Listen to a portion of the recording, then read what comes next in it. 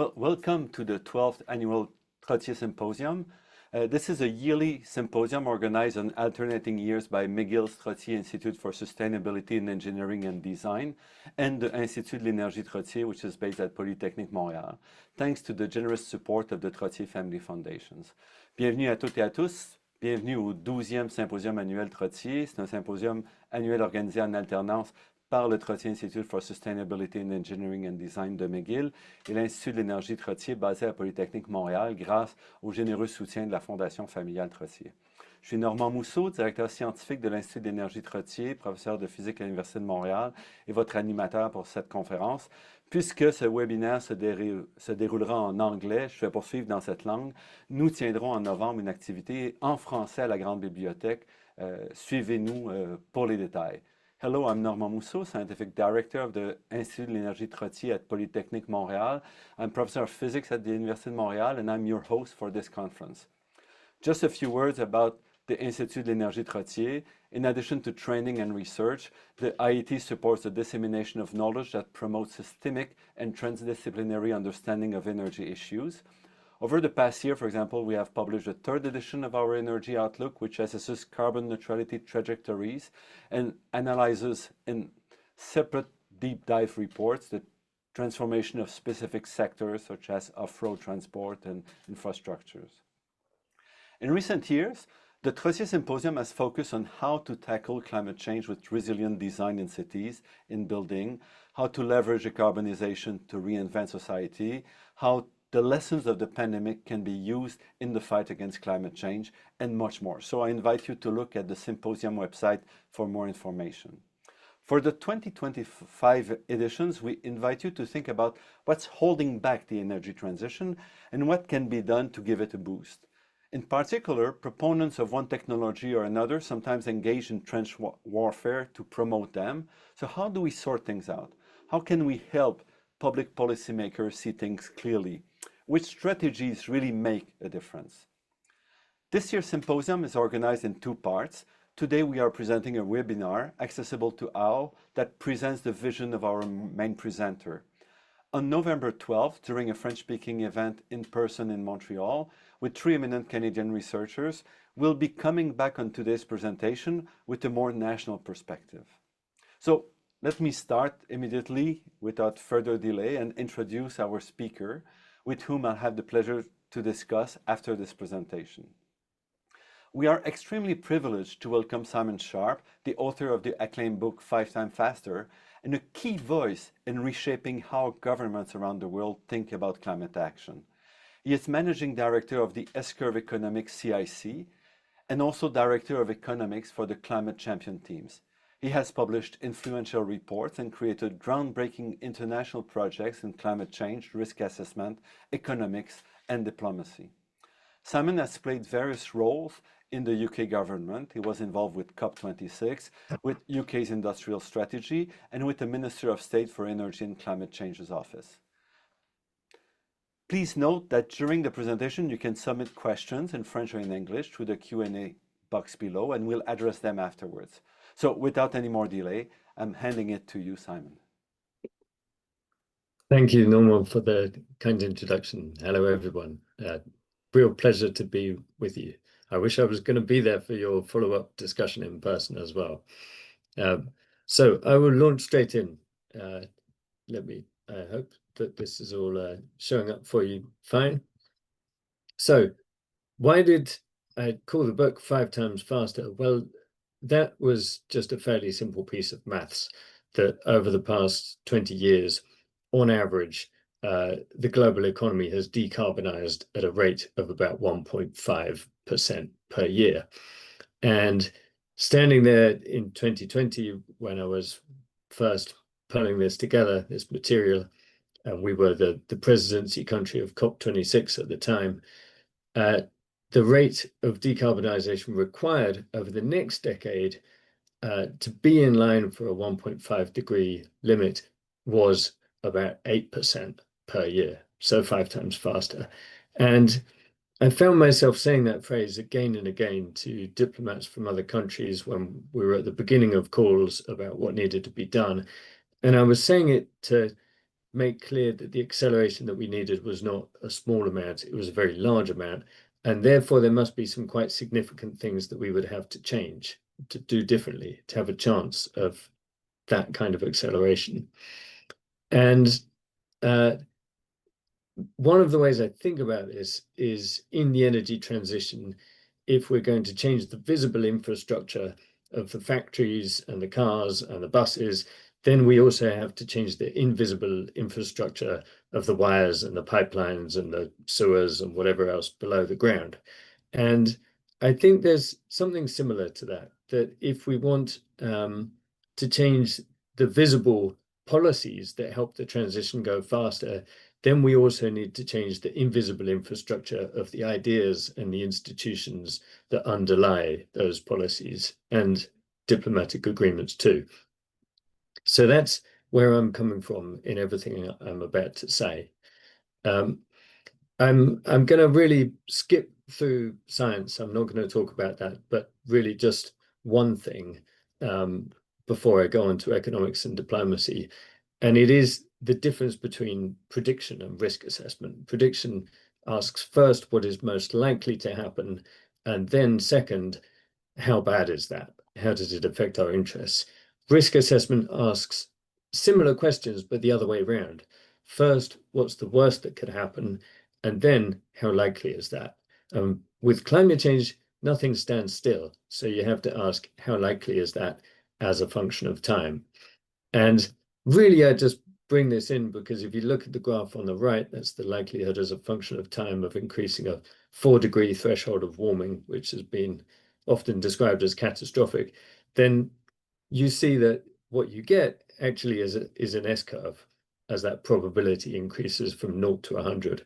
And there's some symmetry between that and a lot of the curves we're going to look at to do with the technology transition. Just before I move on, this is the first of 2 guest appearances from a certain former central banker of the UK, who some of you might have heard of. I think he's done some other jobs since then. I was reading earlier this week a speech that he gave 10 years ago, almost to the day. In 3 years' time, it will be the 10th anniversary of a speech he gave from the Bank of England called The Tragedy of the Horizons. And he actually put this very nicely, that the catastrophic norms of the future can be seen in the tail risks of today.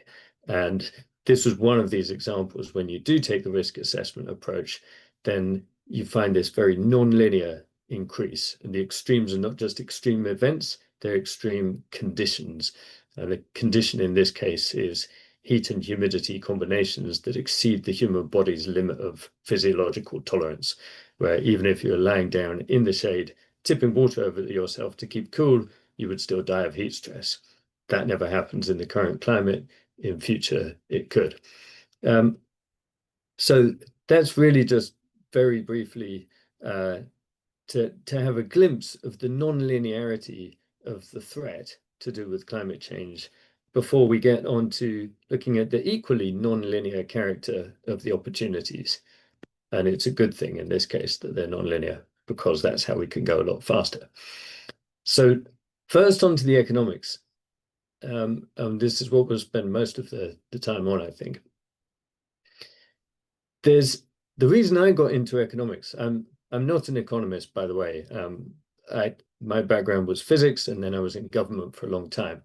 But I got interested in economics when I was working for the energy minister, because it was always playing an influential role in our decision making, and quite often seemed to be playing a role that wasn't entirely helpful. And so I did a lot of work to try and find out why that was.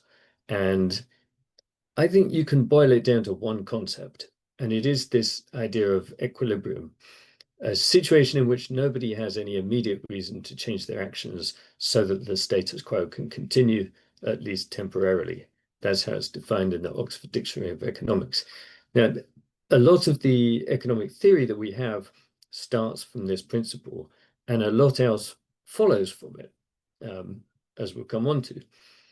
And why do we have this assumption? Well, I'm going to say I'm not a lot of things. I'm not an economist or a historian, so I'm certainly not an economic historian. and I could be corrected on this, I'm sure, but I don't think anybody ever really closely studied the economy and concluded that it looked like a system in equilibrium. From what I've read about this, rather what happened is they really wanted to describe the economy in mathematical equations, ones that could generate solutions. And they adopted the assumption of equilibrium because it made that possible. It was convenient in that sense. Now, maybe sometimes that's perfectly good as an assumption on the right scales of time and space, and depending on what you're interested in. What we're interested in here, solving climate change, is what the IPCC calls rapid and far-reaching system transitions unprecedented in terms of scale. A system transition is where you change not only technologies, but the infrastructure, the business models, the social norms, the institutions, everything that goes with those technologies. So that is anything but a situation of equilibrium. You could say it's a situation in which everybody has many reasons to change their actions, and the status quo will be replaced with something completely different. It's about as far away from equilibrium as you can be. So you probably shouldn't be assuming equilibrium when you're thinking about how do you make a system transition happen. And this is, I promise this is the most conceptual bit, and after this we quickly get a lot more practical. But that assumption really influences what you think the economy is like. If you think it's an equilibrium system, then you will think it's relatively static. It's predictable. If you know its initial conditions, you'll be able to predict everything that it's going to do. And it's got a limited set of possibilities. By the way, a nuance on the predictability. You might not think you can predict exactly what it's going to do, but you will at least think you can quantify the probabilities of all the different things it can do. And you will think that the role of policy is to fix this machine when it fails. And if it ain't broke, don't fix it. If you think it's a system in disequilibrium, then all of those things are different. You'll think, in fact, it's evolving and it's got unlimited possibilities. You can't even enumerate those possibilities. You can't even name them, let alone quantify the probabilities of their coming about. You're dealing with fundamental uncertainty as well as structural change. It's not just that it has moving parts, it has changing parts, changing relationships between the parts, and entirely new things coming into being. So the role of policy in that kind of economy cannot be to fix it when it fails, because there is no failure and there is no functioning. There's just evolving in different possible directions. So the role of policy there is to steer the evolution of that system in a desired direction. What's a desired direction? Well, that's up to you. Depends what you want. So those are two very different understandings of the economy to hold in mind. And now I want to talk about what they mean for how we think about the different levers of policy and how we can use them in relation to the energy transition. And a starting point is, well, what is the advice that is most often received? And of course, it's a simplification to say that economists recommend carbon pricing. And I mean no rudeness to any economists in the room. Sensible ones recommend lots of different things. But I put up these pictures just to remind people that this is still happening. Governments are still being told that carbon pricing is the most cost-efficient solution to achieve climate goals.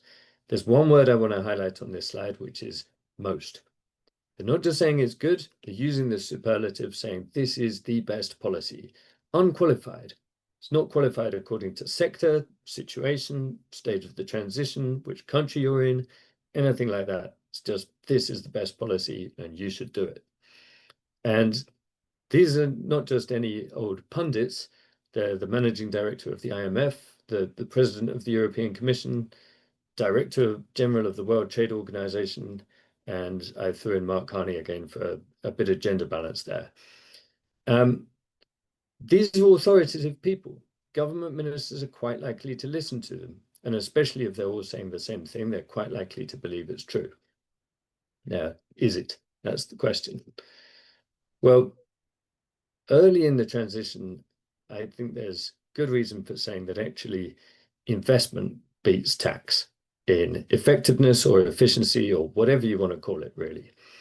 On the right there is a quote from Stefan Hallegatt, who's the top climate change economist at the World Bank.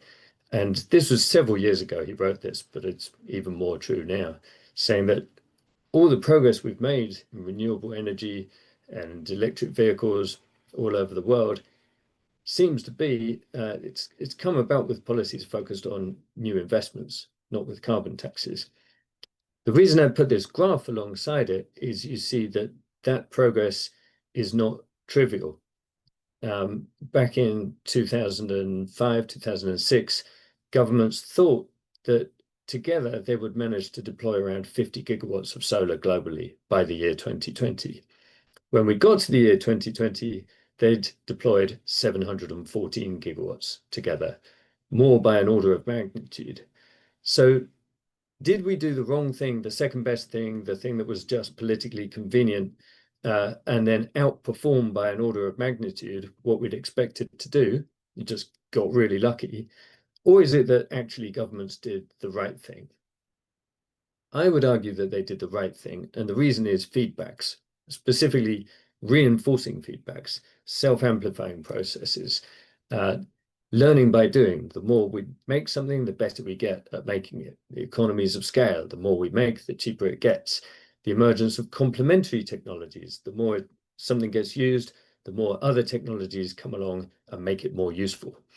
And when you have a new technology early in its development, these feedbacks are all feeding off each other.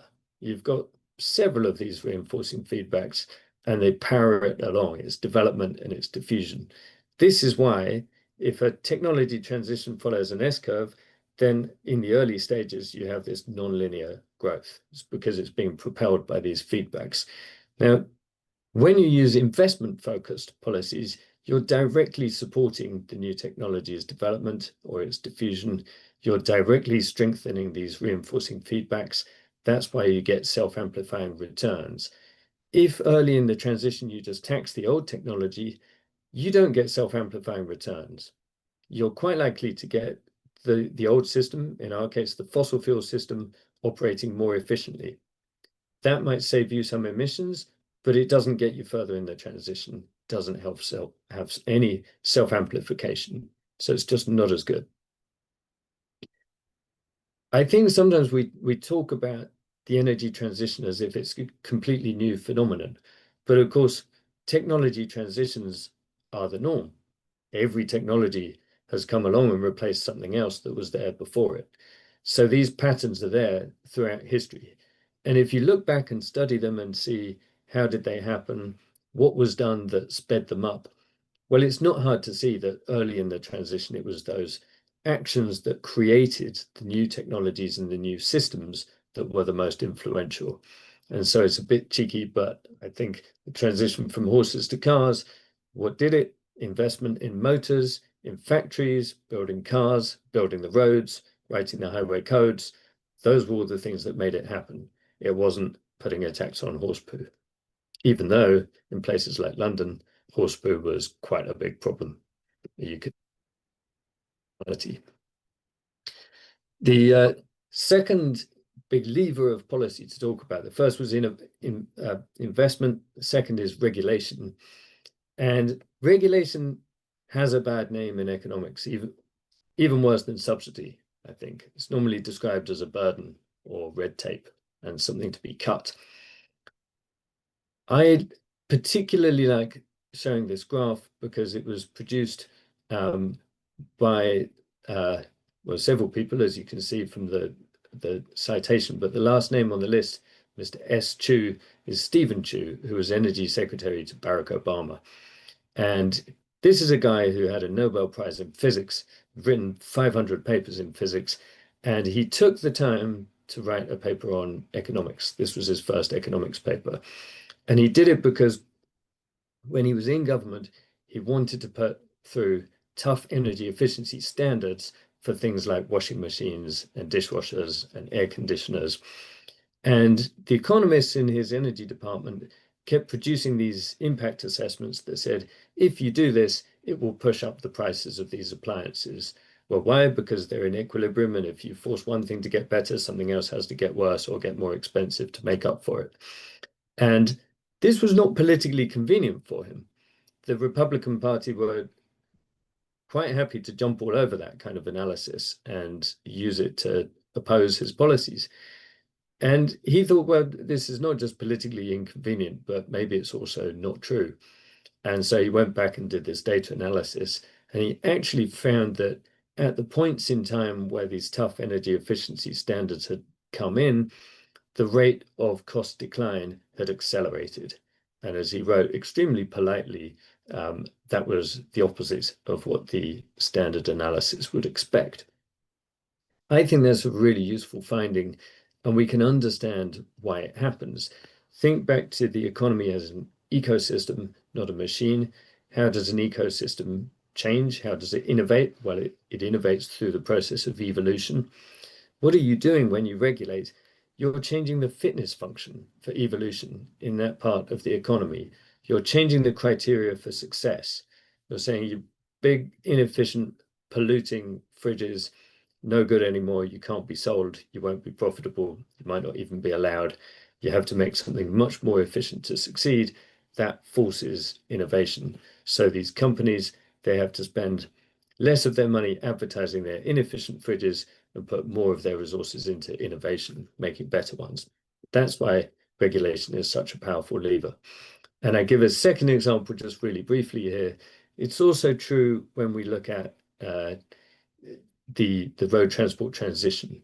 And here, this one's not a backward-looking piece of data analysis. It's a forward-looking piece of work with a simulation model.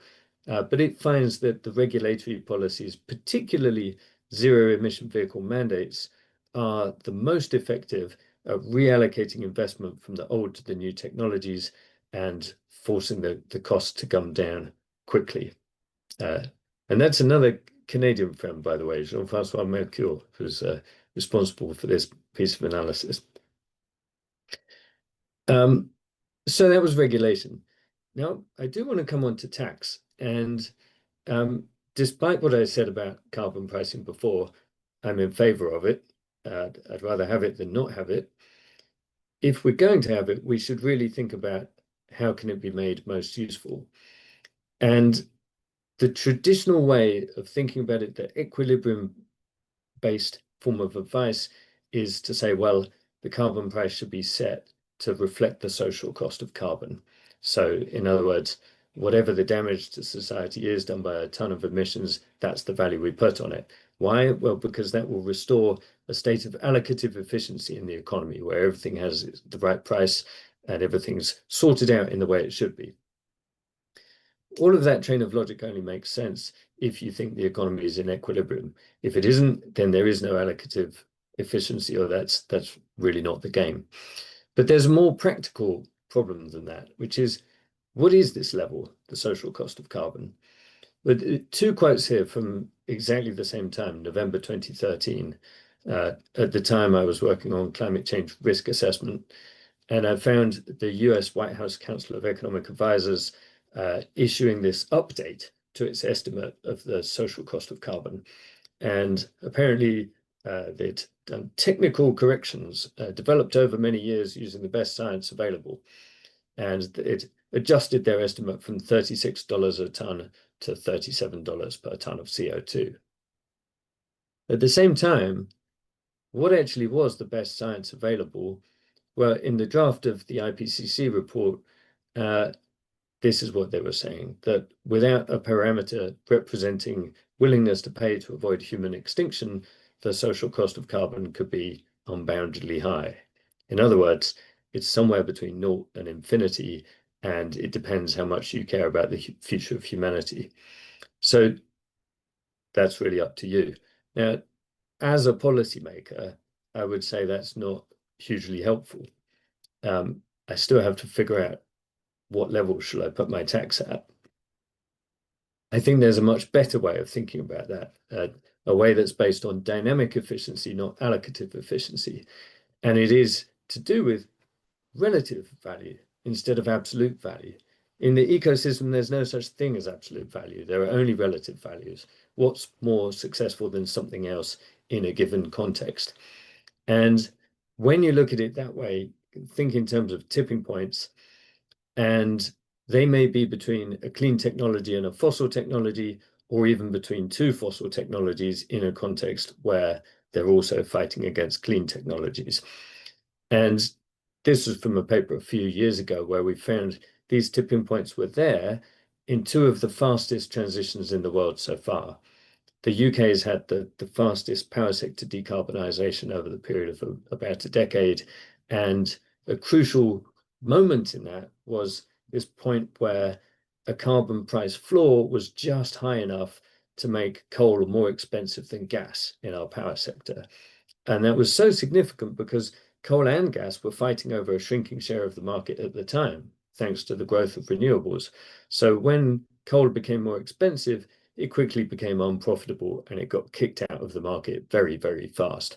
We went from something like a 40% share of power generation being coal down to 2% or less within about 8 years.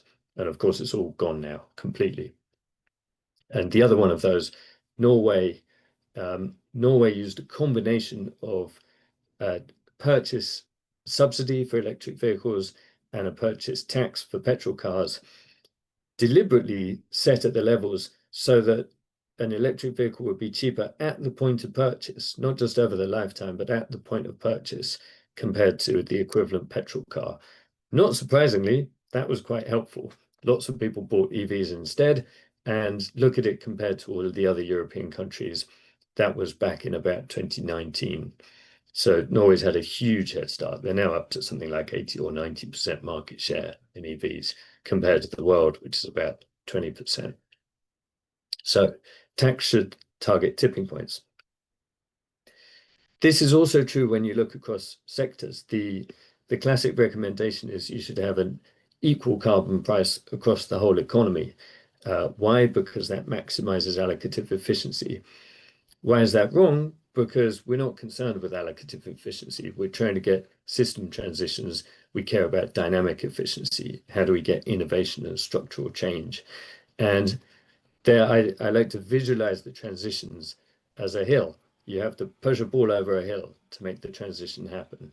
It's hard on the way up. You get over the top, and after that, it gets easier. And each of these hills is a different height. You know, steel is much harder than cars. And so if you have your carbon price set so that it's just right for cars, maybe you've managed to simulate what Norway did through just a carbon price. Well, that's going to be much lower than you need for steel and much higher than you need for efficiency in buildings and so on. So actually, that's a really inefficient way to approach it. I won't say much about policy combinations, except that they are not the same as the sum of their parts. They can be more or they can be less. I do want to say something about strategy. Now, when I was working for our energy minister, there was a repeated refrain that we wanted decarbonisation at least cost. Fair enough, that sounds quite reasonable. What does it mean in practice? What do you do? But there's often an idea that what you want is least cost marginal abatement. In other words, at each moment in time, to find the cheapest way to reduce a ton of emissions. And if you have an emissions trading system, that's exactly what it's designed to achieve. Now, I think that's really not what you want to achieve. And if you do that, you will store up problems for the future. That's because at the beginning of the transition, the cheapest way to reduce a few emissions is through fossil fuel efficiency. And in fact, if you've got carbon budgets, then to begin with, the cheapest way of meeting them might be to do nothing. You can just accidentally grow your economy a bit more slowly and you'll find you've met them. So I put do nothing at the beginning. Then you increase the efficiency of your fossil fuel systems. Then when you've taken that as far as you can, probably the next cheapest thing you can do is burn some biomass. that may or may not be sustainable. Then if you're still trying to reduce your emissions over time and you've exhausted all those possibilities, you'll then find that you don't have any options left because you haven't put the time into doing all these path-dependent things to develop the zero emission technology and the system that goes with it, the infrastructure, the supply chains, the skills, the familiarity of consumers and the confidence of investors. None of that will be there if you've just been doing those other things of increasing the efficiency of fossil fuel systems and burning some biomass. So then you're left with a really bad set of options.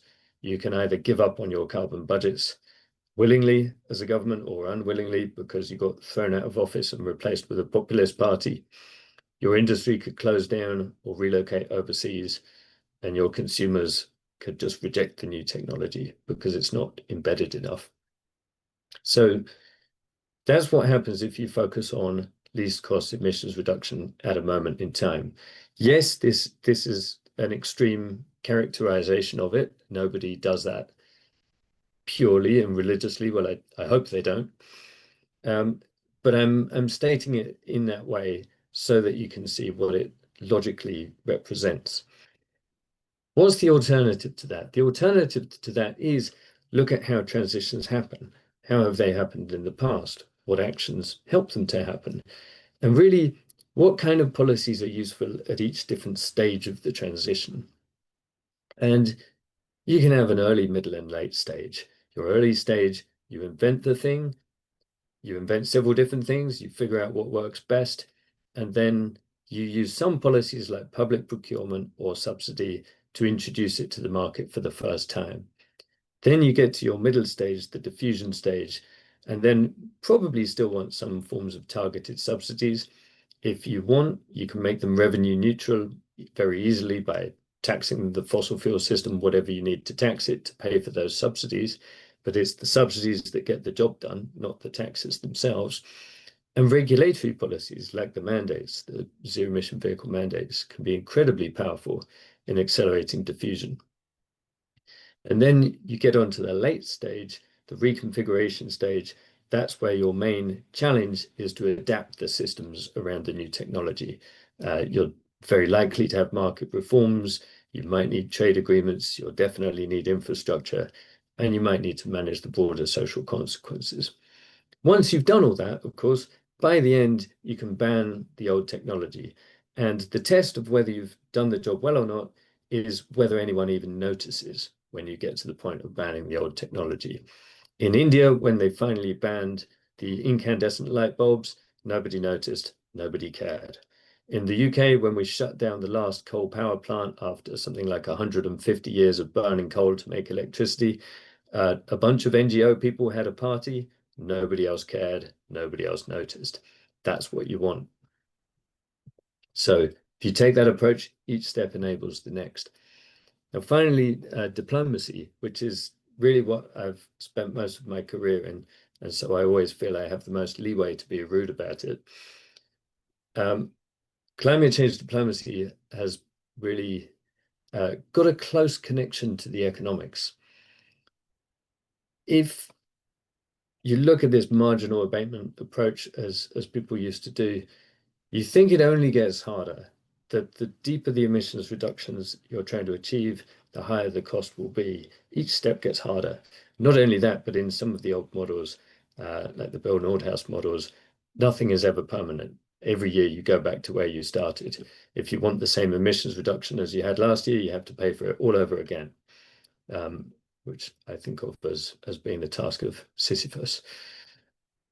But actually, the economy doesn't work like that. It does change permanently. The economy now is not the same as it was in the Stone Age. And the clean economy age won't be the same as the fossil age. And the best available information we have is it's likely to be a big net saving globally over the next few decades. That doesn't mean it's not difficult, but it does mean it doesn't carry on getting more and more difficult forever. There's a tipping point, and beyond that, it can get easier in each sector. Now, why is that relevant to diplomacy? Well, it completely changes the game. if decarbonization is a net cost and it only ever gets more difficult, then the job of diplomacy is burden sharing. It's how do we carve up the finite global carbon budget in a world where we all wish we could have as much of that budget as possible. So it's a zero-sum or really a negative-sum game. And negative-sum game diplomacy is very, very difficult, doesn't tend to get very far. If actually we're driving towards a clean economy that is cheaper and better than the fossil economy, it's a positive-sum game. And instead of trying to carve up the global carbon pie, we can instead focus on how do we work together to move up the S-curve of the transition. And when we do that, we see there are all of these potential coordination gains, the faster innovation, the larger economies of scale, the stronger incentives for investment. All of those are things that countries can achieve by working together more than when they work alone. None of that means we're somehow not competing with each other. It just means we're cooperating to grow the markets for clean technologies at the same time as we compete with each other to supply them. To access those coordination gains, we need quite a thorough change in the structure of climate change diplomacy. And the first thing is the scope. At the moment, well, I say at the moment, for the last 30 years, the focus has been on economy-wide emissions targets, looking at what's your NDC, how much are you going to reduce your emissions by, economy-wide conversation. But each of these emitting sectors is different. Cars are different from cement, ships are different from agriculture, etc. They've got different technologies, different political economy, different countries that are influential in the global economy in each of those sectors, different nature of international connections. You know, you put cars on a ship to trade them around the world. You don't do that with buildings. And also different opportunities for international cooperation to be effective.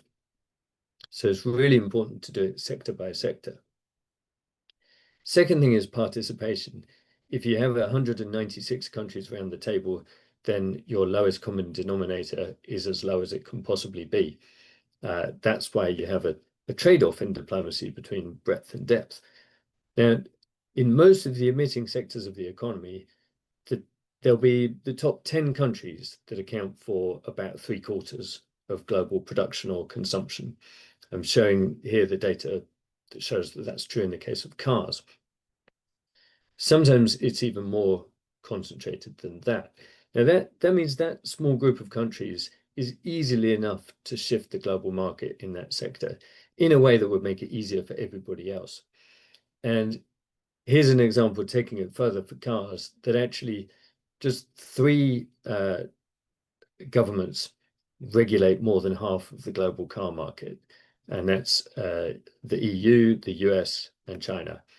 And when the US has got somebody crazy in the White House, then you can just replace the US with California, and it's actually still true. There's still those 3 get over 50% of the global market. We did this modeling several years ago that showed if those 3 aligned their regulatory trajectories, in other words, they all had something like ZEV mandates aligned with the 100% by 2035, then they could bring forward the tipping point where electric vehicles are cheaper than petrol cars by about 5 years, which would benefit countries all over the world. We've recently updated that with a similar piece of analysis for trucks. And you'll see if you look at the small print in this one, that one of the lines is called India, Canada, and half of the US. You can tell this is a more recent publication. But again, we've found that coordination among quite a small group of countries or regulators there could bring forward the tipping point by, in this case, about 3 years, which would be very, very helpful. So that was participation. The third thing is about timescale. Again, so much of the focus is on targets. What are we doing by 2030, 2050, in some cases even 2060 and 2070? But the target is a weak point of leverage. And there are 2 reasons why. One is that governments are not very confident about the future, whereas they're much more confident about what they can do in the present. The other is not just confidence, it's interests. Interests change over the course of the transition. And almost by definition, at the beginning of the transition, almost nobody has a strong interest in it happening. All of the market is dominated by the old technology. Everybody in the market is happy with that, doesn't really want to move to something different. But when you have the transition, things change. And the best example of this is what China experienced with solar. You can see there that the first target that China set for its solar deployment domestically set in 2008 a target of 1.8 gigawatts by 2020. When it got to 2020, it had deployed 253 gigawatts, 140 times as much as it had expected. And in the intervening years, the target had been moved up and moved up and moved up. Why? But at least two interests changed over the course of time. One was that deployment drove cost reduction, pushed solar down the learning curve, and that brought into play the interest in deploying solar for cheap electricity in China, an interest that hadn't existed before. The other thing that happened was China's share of global exports of solar PV went from 4% to 70% in a decade, and suddenly it had a whole manufacturing industry with a huge vested interest in deploying more solar. So those two interests changed very dramatically over the period of a decade, and that meant that progress was much faster than it seemed. And if you'd been there in Beijing in 2008 and you'd said to the Chinese government, your 1.8 gigawatt target for solar is really crap, I think you could do double that, you could do 3.6 gigawatts, why don't you do that? I know what the Chinese government would have said, because I've been in plenty of conversations like that. They'd have said, piss off, you arrogant foreigner, mind your own business. How much solar are you going to deploy anyway? And don't you know you caused this climate change problem in the first place? It wouldn't be very helpful. However, if you were there saying to them, that's really interesting, you've got this solar stuff, can we share anything that we've learned about early stage subsidies for first deployment of new technologies? Chinese would have said, yeah, go on then, tell us, what did you know? And that would have been a powerful source of cooperation. People did that, of course. People did help on the policies, people did help on the technologies, and that kind of practical cooperation can be immensely powerful. A lot of it that takes place is bilateral. It could be even more powerful if it takes place plurilaterally, where you have a small group of countries acting together to shift the global market. So the focus of diplomacy over the last 30 years on climate change, I would say, has been at the point of least leverage, which is long-term targets, economy-wide in scope, and universal participation in these UN discussions. And if we really want diplomacy to help, to come on top of the best that we can do at the national level and help us push it even further and even faster, then we need to shift to the opposite corner of the 3D space, the point of maximum leverage, which is sector-specific, plurilateral, small groups, and focused on actions rather than targets. If we do that, then I think we can much more quickly cross the tipping points in a lot of the emitting sectors. And the good news is, just as in the climate system, all the bad tipping points are connected to each other, in the economy, all the good tipping points are connected to each other. The shared technologies between sectors mean when you cross the tipping point in one, it increases your chances of crossing the tipping point in others. And quite often, that's where I come to a finish. But I'm going to say a little bit more today without taking up so much time that we can't have a discussion. I want to say a few words about steel because I think this is one of the most interesting sectors to think about right now. If you really look big picture globally, how are we doing in the energy transition or the low carbon transition? Well, we're doing pretty well in power. We're doing quite well in road transport. We're doing okay-ish on heating. And then all of the energy intensive industries, we've barely got started. Steel, for example, the IEA says we need over 100 megatons per annum of capacity to produce near zero emission steel by 2030, which is now only 5 years away. And currently we have somewhere between 0 and 1 megatons of that capacity. So there's a huge amount of progress that needs to be made very quickly. And there are many energy intensive sectors that need to go through this. Steel looks like perhaps the one that could do it first. And if we can find a way to do it there, we'll be able to demonstrate how it can be done in the others. So a few brief comments on what I think might be the way forward. One, back again to a piece of modeling, comparing the different policies. Here's a crucial difference. If you have carbon pricing in steel, the most likely thing it's going to do is encourage more recycling, push you from the blast furnace to the scrap electric arc furnace route. Now, recycling is not a bad thing, it's a good thing, but there is a problem. The supply of scrap steel is limited. And so actually, given it's a limit and 85% of steel is recycled already globally, the other 15%, maybe we could do better, but maybe it's just hard to get. If you really push on it in one region and encourage more recycling, you probably just suck scrap steel away from other parts of the world and make it harder to do there. So there's not so much net change. What we really need to do is deploy the primary clean steel, which is much harder, much more expensive, and there's none of it in the market at the moment. And the modeling suggests what you need for that is targeted subsidies. They can do the job. They can get your hydrogen DRI steel or even your blast furnace with CCS deployed. So then that's just in terms of effectiveness. Then I want to shift the focus and compare what about competitiveness? Because in steel, it's all about competitiveness. It's all about what happens with the jobs. Now, in Europe, we have a carbon price, the emissions trading system, and we have the famous CBAM, the carbon border adjustment measure. Everybody outside Europe is unhappy with the CBAM because it's a sort of external imposition.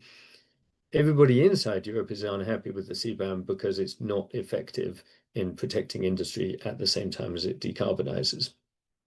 And this is a bit of a messy diagram, so we'll see if it works. But what I'm showing here is how the CBAM doesn't fully cover off your risks. Pushes up the price in your domestic market, pushes up the cost of all of your different steel production routes, and makes them uncompetitive when it comes to export, especially your clean primary steel. If you ever manage to build any of it, well, it's going to be fantastically uncompetitive when it comes to export. It won't have a chance because it's 50% more expensive.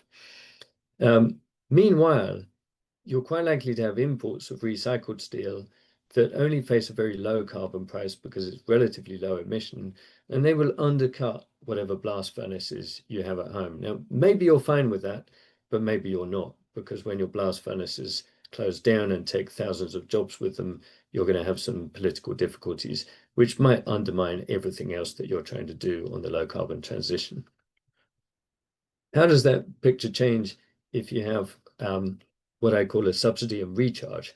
The subsidy and recharge policy gives a subsidy to the clean primary steel, whatever it needs to achieve cost parity with the blast furnaces, and then it recharges that cost to all of the steel in the market, all of your domestic production, all of your imports, and it has an exemption for exports.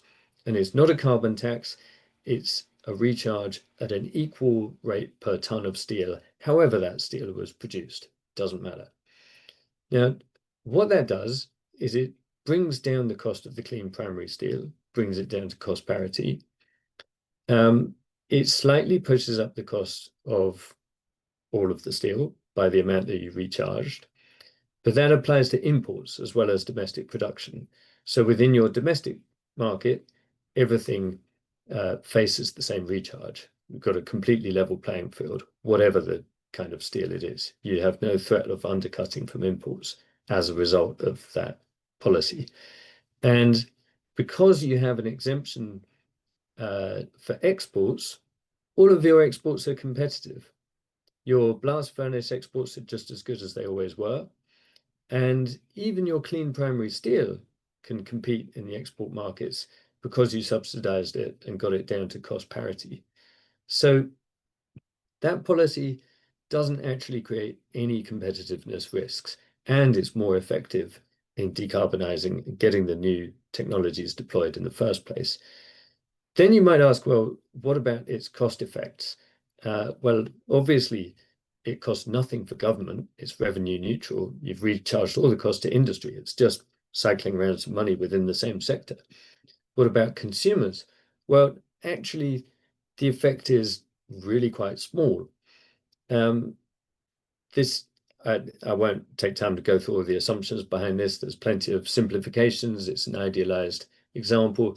But the blue bars here tell you roughly what would be the change in price of these products at the end of the transition when you fully decarbonize the entire sector. There you're looking at a range of 1 to 5%. So not nothing, but not huge either, and comparable to the rate of inflation that globally has averaged 3% per year for about the last decade.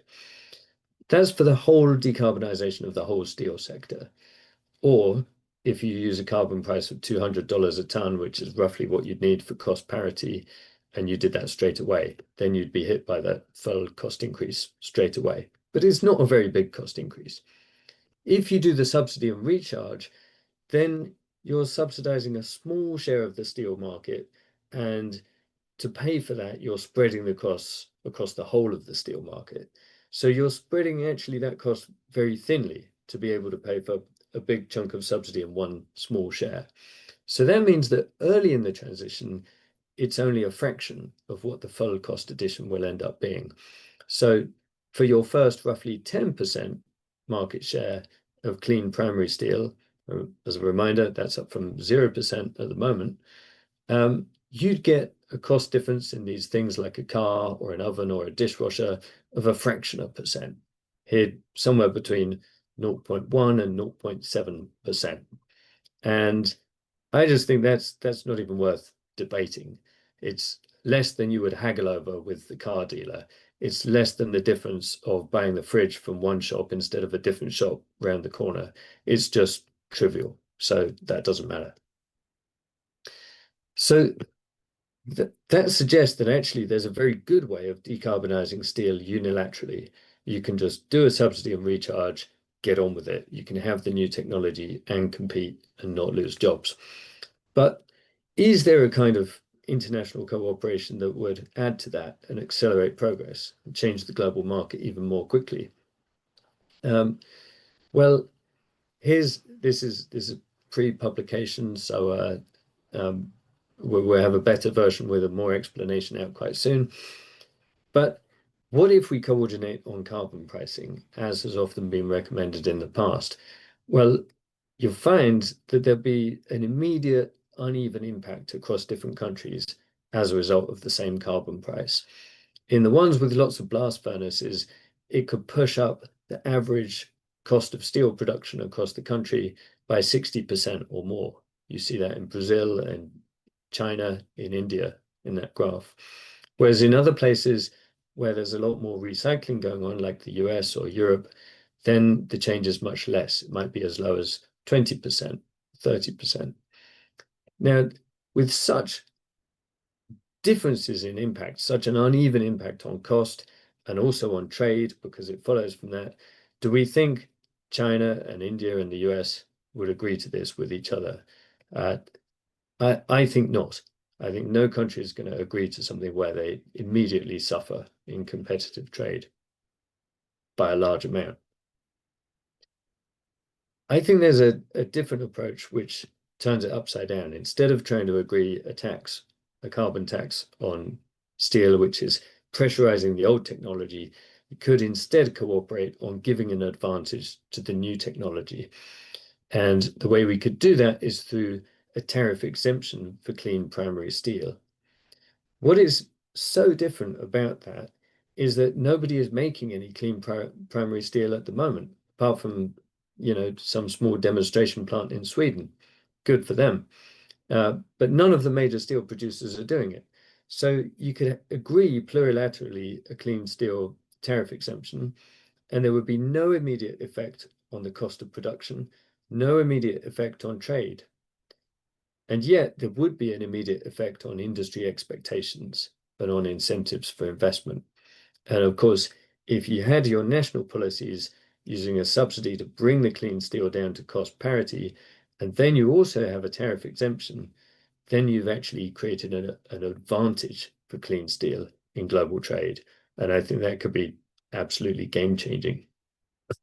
So which countries would have to agree that or could plausibly align on those kind of actions? Well, it's difficult to say, but at least we can see it wouldn't take a large number of countries. In fact, China could probably do it on its own. But in case they want company, China, India, and EU together are more than 2/3 of global steel production. If you add in Japan and Korea, it's more than 3/4. If you add in Brazil, Mexico, and Canada, you're up to nearly 4/5. So you don't need a lot of countries to cooperate to get the job done. The crucial point that I'll end on here is, are these countries talking to each other about this problem? I wish they were. This has been foreseeable ever since we said we should probably solve climate change in 1992 with the UN Framework Convention. It was obvious enough then that you would need to work together on trade in relation to energy-intensive industries. And yet these countries have not yet sat round the table together and said, how do we get this job done? That is something I think really needs to change. If there's one recommendation I'd end on, it's let's work together to try and get these countries in the room together, talk about solving this problem together. So that's where I'm going to end it. We've given a brief mention of science in passing, spoken about the economics and the diplomacy of the transition. Steel was a little case study. I'll wrap up there and hope that's given enough provocation for a conversation. Thanks. Thank you very much, Simon. It was really, really thought-provoking, and you wonder sometimes. It seems so obvious. Why isn't this the mainstream way of thinking? So it's almost one on our side. So I'll ask just a few questions, and then we'll move to the questions from the public. So if you have other questions, I see many have entered. So don't hesitate. What you're proposing is, when you describe this transformation, you put a lot of, you use the electric car as one of the major example, but you also mentioned at the end, for example, that the building sector is not transforming. If you look at heat pumps, for example, prices are not following at all what we see on the EV. So why do you see this? Is there a different issue because of the market structure? Why is one way that works doesn't apply to another sector like the heat pump sector? That's a tough question. I think in a way, one of the causes is probably that heat pumps are more of a mature technology. They're not really that new, and so it may be that there's less improvement still to be had quickly.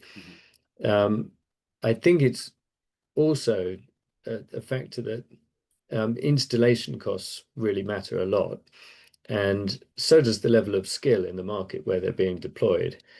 And if you look at how the heat pump prices compare across countries, you find really large differences, which suggest that the local components of the cost are really quite important, and more so proportionately than cars and EVs. And it is the countries where the heat pumps have a larger share of the market of heating appliances tend to have the lower costs and the lower prices. Countries like the UK, where we've done very badly in installing them, we've got among the highest prices. So essentially what you're saying is still applies, therefore you would need a policy to drive up the installation to be able to get prices down in terms of for skills and for capacity. Yeah, I think that the data on it is not wonderful, but such as there is, it still looks like there is that kind of relationship. So now let me, that was kind of a, I wanted to enter with a pointed question. Let's take a step back and the relation with economics, because what you're presenting is still very much in opposition to the standard, the classical economic recommendations that are being made in governments now every day. So how do you see the way to get this to change? Is there, I mean, is it a frontal attack? Do you think that the economic discipline is moving, or is it still standing in this equilibrium state? Or Um, the pathway to changing this quickly is not through the university economics departments. I think that's the most difficult route that you could possibly go. Um, I think the route is direct to governments, and it I personally, I think it helps to bring lots of different lines of evidence to bear. Um, One line of evidence is the study of past transitions, the historical stuff. Mhm. Frank Heels is very well known for his work on that, and I think that's excellent. I think it opens people's minds. If you say, well, how do you think the transition happened from sailing ships to steamships, or how did civil aviation come into being? Then it just helps people get out of the box of thinking, well, we need to, make the polluter pay, because transitions aren't really about that. So there's one line of evidence. The other one that is becoming more and more compelling all the time is just the evidence of what works in the low carbon transition. And there's now so much of that kind of evidence that I think countries are looking at each other and copying it. And they're saying, oh, okay, contracts for difference seem to have worked really well in the UK for offshore wind, and maybe in Chile for solar and that kind of thing. And thinking, all right, we can do that too. India is finding public procurement incredibly powerful, and other countries are beginning to notice what it's doing there. So that power of example, the further we get, the more there is to draw on, and that's really useful too. And then I think a third strand is simulation modeling. Mhm. And there's not so much of this around because there's much more cost optimization modeling. Yeah. But when you do have the simulation models, you can test things out. And okay, governments don't take them at face value, but if you work with it, you can say, okay, give me the data you want, tell me what you want to go in, look at the assumptions, is there anything wrong? And then you get to the point where you can test things out. So, of course, it will almost never be the case that Mhm. starting with a discussion about economic theory will be getting you to where you want to be. But I suppose the reason I wrote about that is I think it is helpful for some of us to recognize there's an underlying reason here, and it's not just by accident that lots of the policy recommendations are a bit wrong. Your position is very much interventionist, and now picking the winner means also sometimes you pick the wrong horse and you lose. So how do you think government should handle that? I mean, if you think, for example, of solar and wind, I mean, Germany supported both. They essentially lost the solar to China, so a lot of their investment in some way is good for the humanity, but Germany didn't make much out of it. For wind, it's a bit better. So, and in other cases, you bet on the wrong horse in hydrogen, for example, that is not delivering. So there's a lot of money being lost. So how do you approach this, especially early on?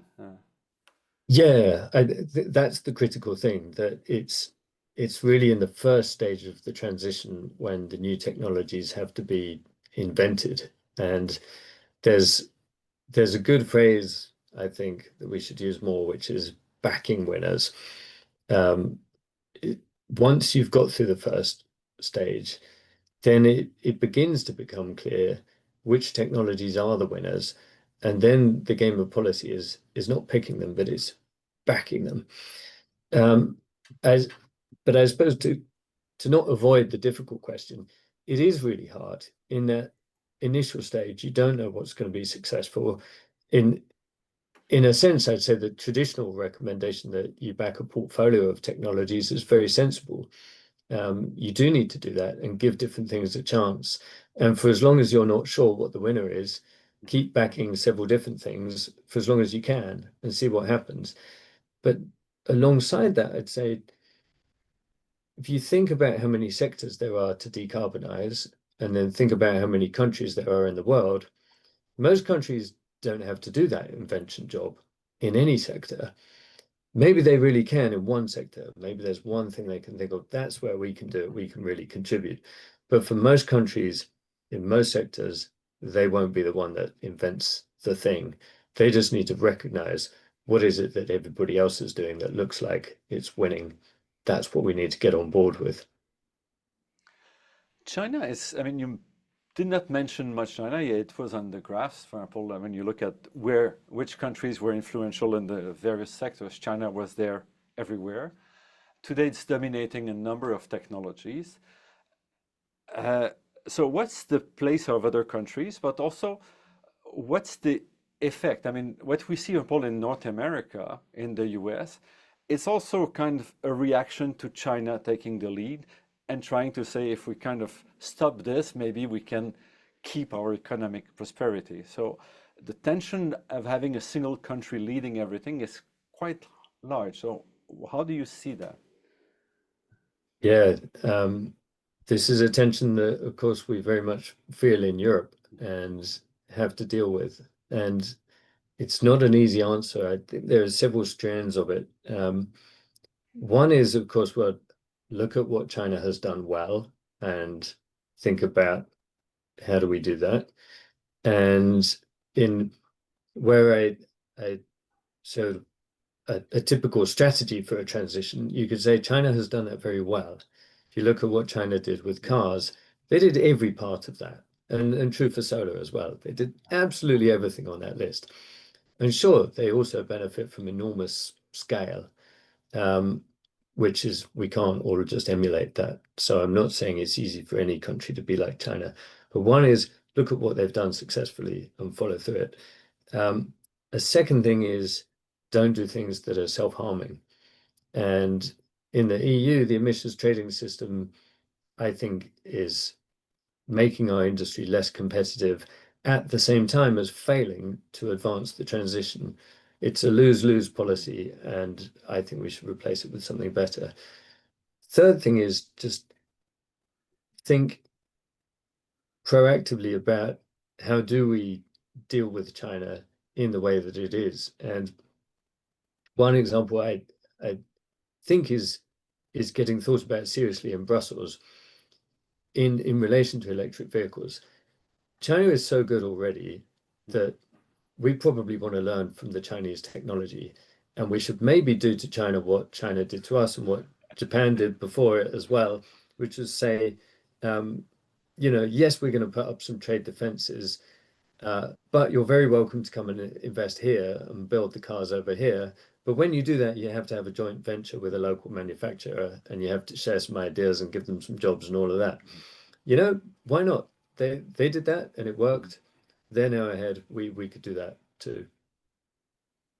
Thank you. So I'll take a few questions from the public. So two are related a bit to, I would say, social aspects of this transition.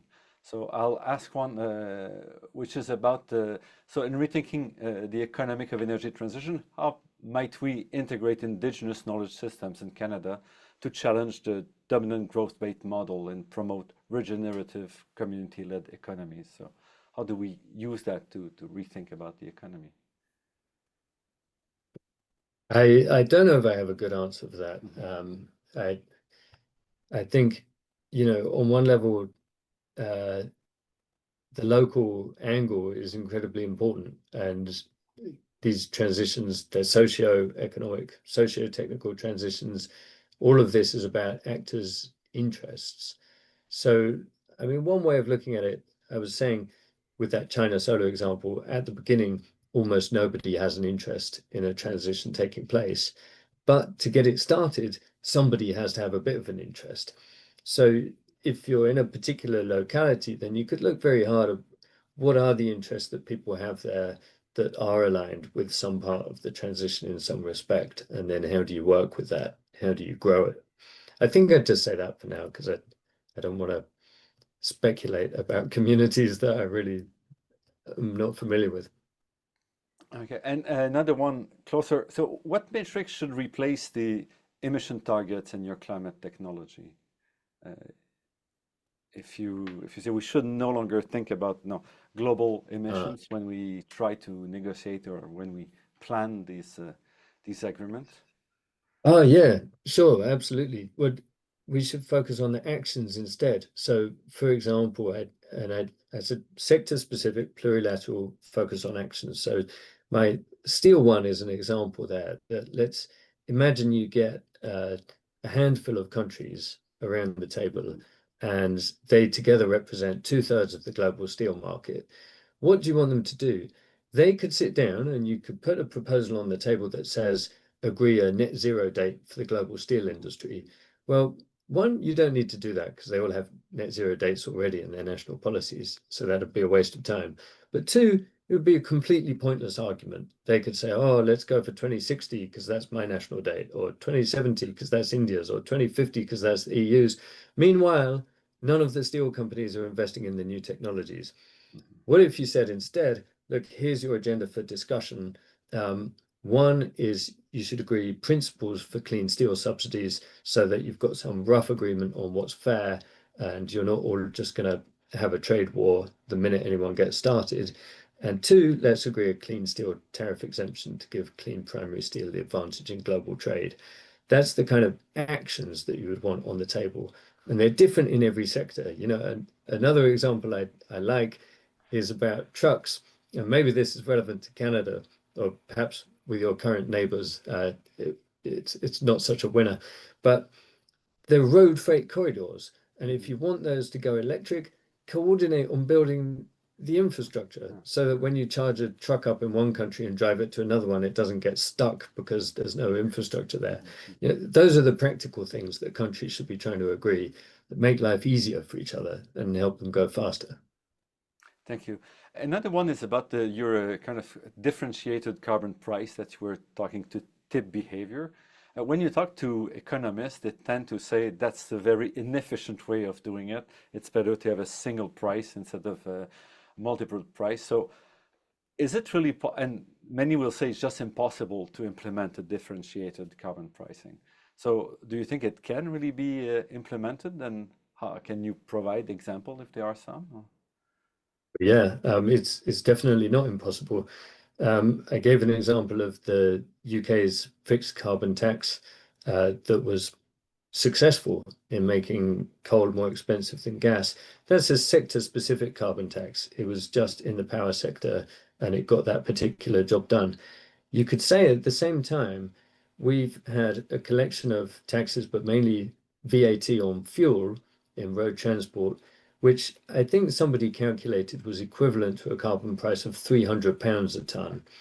It was in place for a long time. By the way, that power sector one that was so effective was about £18 a ton.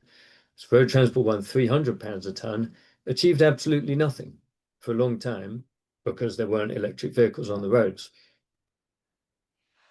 And thanks. And related to this, there's another question about your social price of carbon. I mean, should we take it into account? And what if you are an energy regulator? How do you think about this? Or is it not an idea that we can work with? It wasn't I think clear. it's a total distraction. And really, I think it's helpful to recognize Mhm.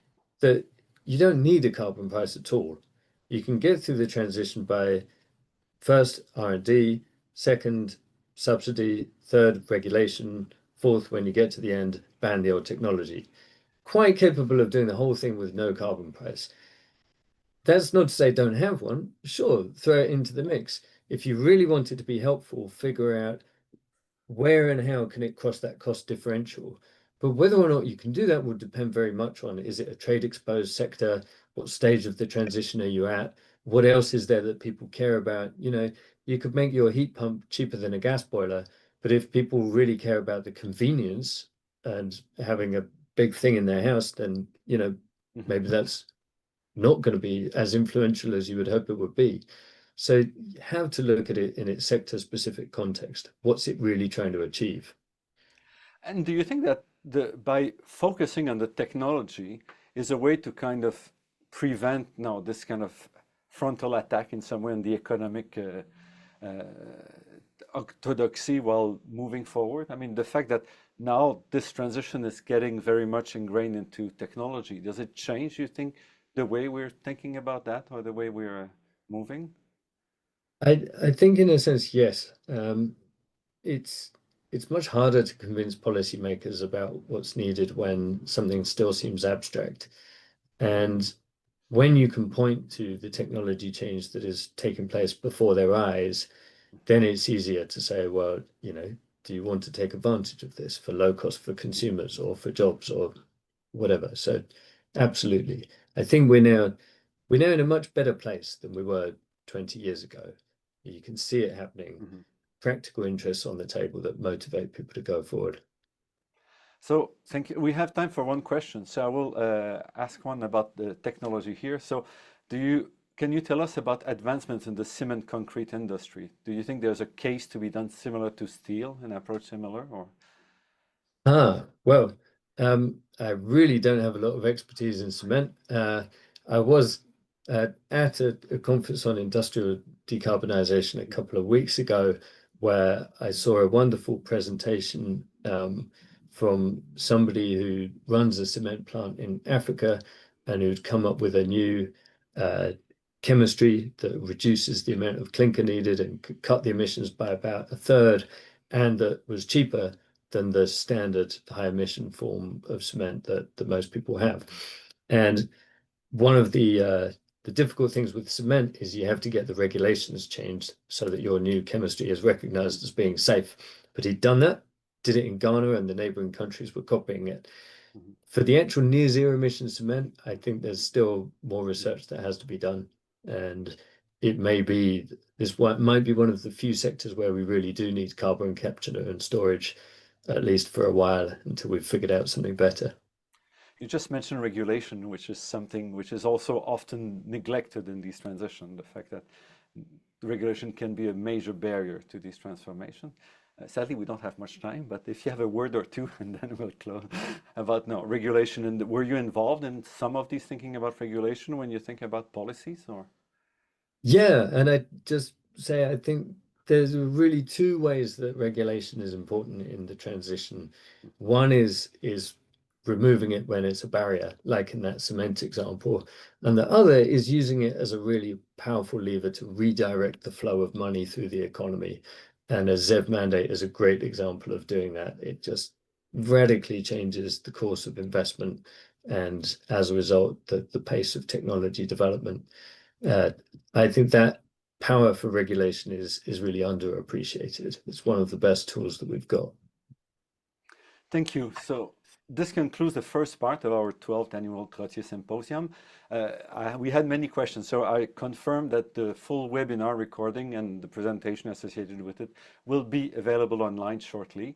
Thank you very much, Simon, for your valuable insights on the economy and diplomacy of the energy transition, and for this very rich conversation that shakes us a bit on our way of thinking. I'd like also to thank the Trottier Family Foundation for the commitment to this event. I would like to thank the TISET for their collaboration, and Laurent Duchamp in particular, who is the interim executive director of the Institut de l'Énergie Trottier, who has managed this whole organization of this webinar. Thank everyone for your participation in this webinar. As well, I said before, for the French-speaking ones among you, there will be a follow-up event in November in person at the Grande Bibliothèque de Montréal, so stay tuned for more information. Finally, I encourage you to have a look at our website, discover the work of the IAT is doing in support of Canada's energy transition, and don't hesitate to share the link after that of this webinar to have more people benefiting from this very insightful discussion. Thank you again, Simon. Thank you. Bye.